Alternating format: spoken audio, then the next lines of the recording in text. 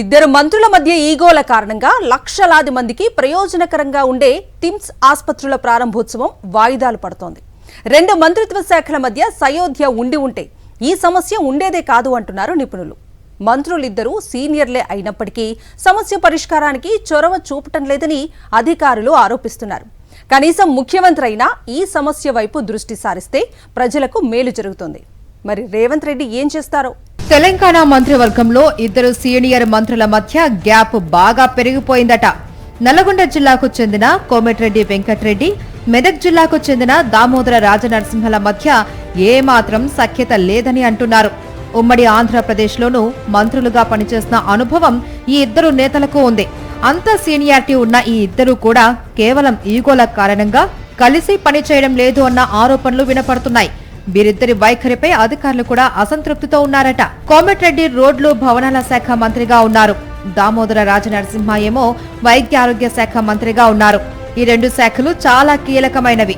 ఇవి సమర్థవంతంగా పనిచేస్తేనే రాష్ట్ర ప్రజలు సౌకర్యవంతంగా ఉండగలుగుతారు.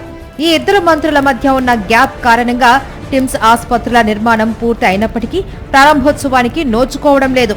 బీఆర్ఎస్ హయాంలోనే హైదరాబాద్ లో నలువైపులా 4 టిమ్స్ ఆసుపత్రుల నిర్మాణానికి శ్రీకారం చుట్టారు.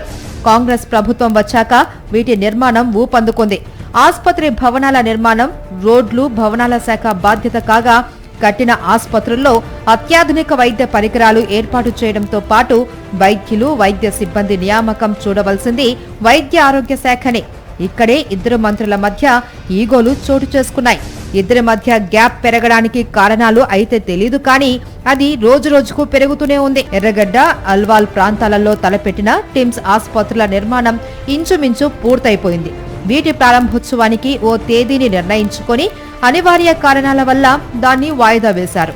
ఇద్దరు మంత్రులు ఎప్పటికప్పుడు కలిసికట్టుగా సమీక్షా సమావేశాలు నిర్వహించి నిర్ణయాలు తీసుకుని ఉంటే ఈ పాటికే ఇవి ప్రారంభమై ఉండేవి. కానీ ఇద్దరికిద్దరూ ఆ చొరవ చూపడం లేదు అన్నది రెండు మంత్రిత్వ శాఖలకు చెందిన అధికారుల వాదన.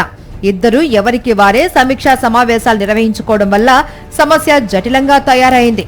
జూన్ 2వ తేదీన ఎట్టి పరిస్థితుల్లోనూ ఎర్రగడ్డ టిమ్స్ ఆసుపత్రిని ప్రారంభించాల్సిందేనని మంత్రి కోమటిరెడ్డి వెంకటరెడ్డి అధికారులను ఆదేశించారు. ఆర్ఎన్బి చేయాల్సిన పనులు చేసినా వైద్యారోగ్య శాఖ చేయవలసిన పనులు పూర్తి కాలేదు. ఇద్దరు మంత్రులు అహాలు పక్కన పెట్టి ఓ నిర్ణయానికి వస్తే ఎలాంటి సమస్య ఉండదు అని, అలా కాకుండా ఎవరికి వారే ఏకపక్షంగా ముందుకు వెళ్తూ అధికారులతో కబడ్డీ ఆడుకోవడమే బాగాలేదని వారంటున్నారు. ఇప్పటికైనా నిర్మాణాలు పూర్తయిన టిమ్స్ ఆసుపత్రులను అందుబాటులోకి తెస్తే ప్రజలకు మేలు జరుగుతుంది అంటున్నారు నిపుణులు.